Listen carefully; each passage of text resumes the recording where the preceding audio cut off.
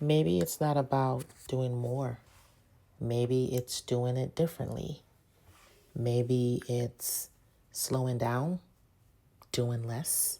Sometimes our bodies have a way of forcing us to do things that we should have done sooner. I remember for years my husband tried to get me to leave my second job.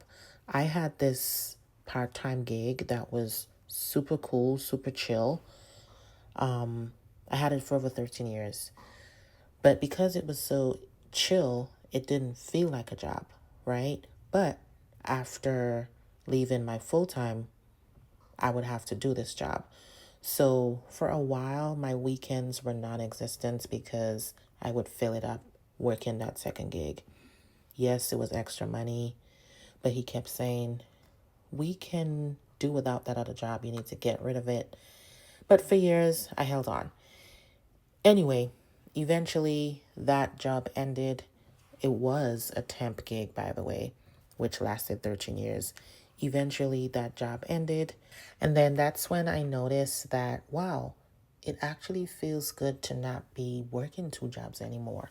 So then eventually I was prompted to resign my main gig.